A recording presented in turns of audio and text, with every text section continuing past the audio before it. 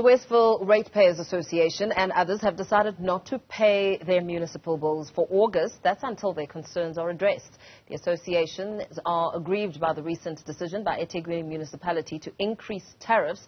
They're also unhappy with the budget that was passed by the municipality, which they say does not cater for their needs. Asad Gaffar is the chairman of the Westville Ratepayers Association, and he joins us now. Very good afternoon to you. Thank you for your time. Let's perhaps start right at the beginning, because I understand that as members you've set up a trust account into which households have been paying their monthly rates instead of opting into the municipality's account.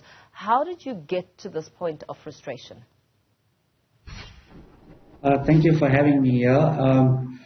It's been a series of negotiations and talks with the city, highlighting the concerns, obviously, in regards to service delivery.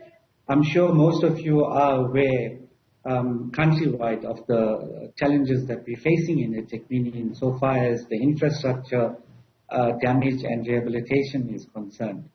Now, the city keeps talking about the issue of COVID. It talks about the natural disaster of the storms, etc., etc. But what they're failing to recognize is also the fact that the infrastructure has been failing way before COVID, way before all the storm damage, and way before the July riots as well.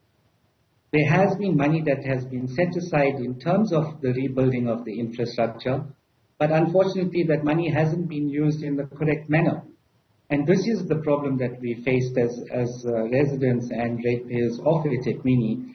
And it's our biggest concern that the money is not being used correctly. I mean, the city is spending on frivolous items, which is not even the core function of a municipality.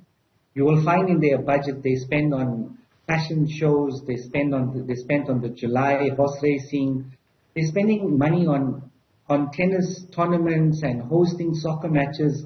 That's not the core function of the municipality. And they're doing all of this whilst we still have major crises in terms of the wastewater treatment plants. I mean, just the other day on Saturday, it was exposed on one of the treatment plants where they spent a huge amount of money. And if you go there and you look at the work that was done and completed, it's shocking to be exposed to that, to say you spent so much of money and you've achieved nothing. So We've been talking about the wasteful and fruitless expenditure. We're talking about the Auditor General reports, which the city has access to. I mean, the Auditor General reports are given directly to the city. And they haven't been taking these reports seriously. And they haven't even looked at the recommendations. They're not even prepared to implement any of those measures recommended by the Auditor General report. So we then said, you know what, this system of managing the city is unacceptable. It's not only affecting the middle income. And again, this is where the city seems to miss the point, because they believe that if they throw services at us in Westville, we are going to stop this campaign. And we're saying, hold on. You've been telling us that the monies that you're collecting from the ratepayers, you are using it to address imbalances of the past. And we're saying we support that action because that's what we want to happen. But when we talk to the communities in and around eThekwini, even the ones that are close, that are on the border of Westville, when we go into those communities, they are in a far worse situation than us. So you're saying that the money is not being used correctly. When it comes to the money that you've now set up as a community and put in this trust account, how are you going to ensure that that money will eventually be used correctly and protected? Because that, of course, could also become another source of danger, where the money is misused or somebody else benefits from it. Look, in terms of the money being diverted away from the city, the strategy behind that is basically, if the city doesn't have enough finances, in terms of the Municipal Finance Management Act and in terms of the Public Finance Management Act, National Treasury is compelled to put the city under administration. And that's exactly what we want to achieve. So we are not saying that we are going to go and do the work and we are going to dish out the money. We are basically protecting this money for the city and for national government. We're looking at it as our constitutional right. So we want an establishment of an oversight committee, which is one of the demands that we put on the city. We've given them 14 days. We want an establishment of a board. We want oversight in terms of how money is being used, how the money is being spent.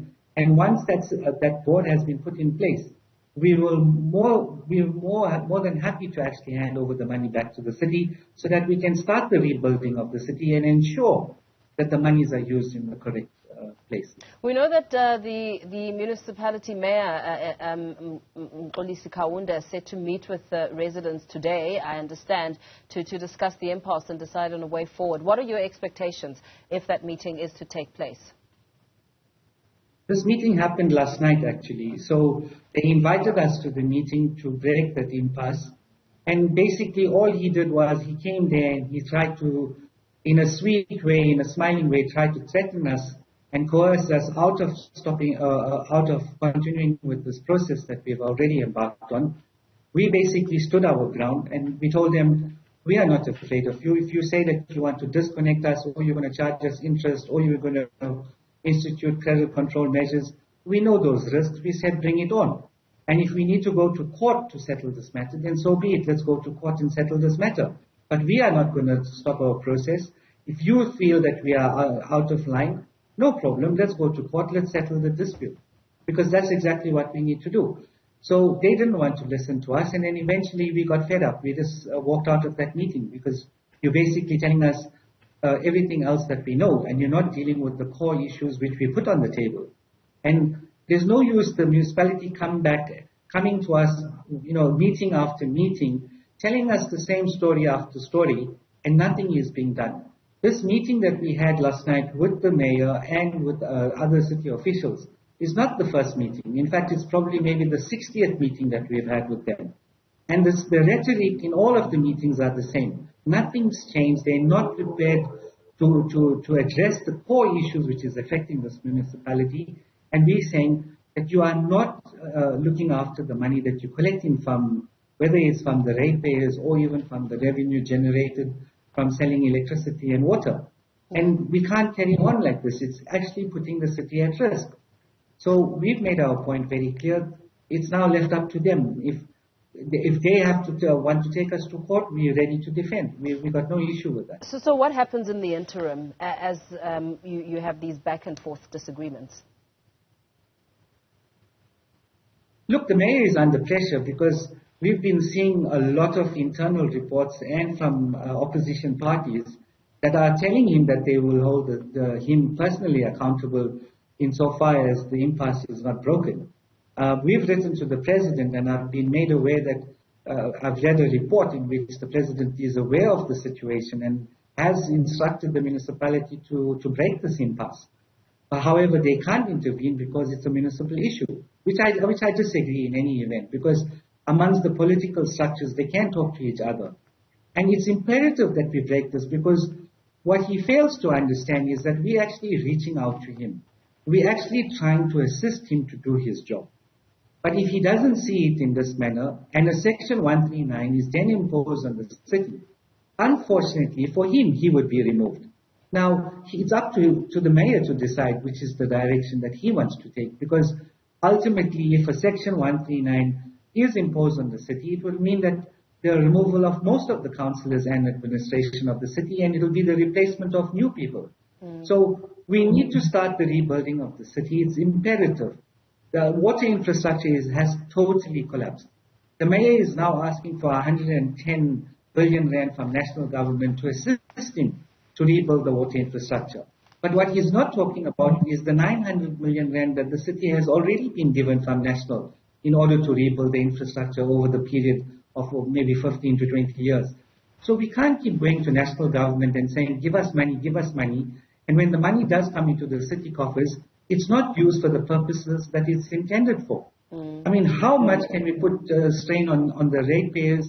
How much more strain can we put on national government? Yeah, absolutely. Thank you so much for your time. Let's perhaps leave it there for now. Of course, something we will continue to monitor.